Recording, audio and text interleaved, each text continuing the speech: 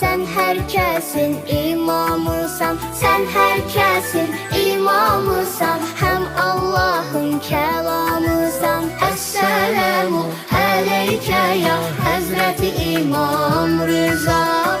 Esselamu aleyke ya Hazreti İmam Rıza.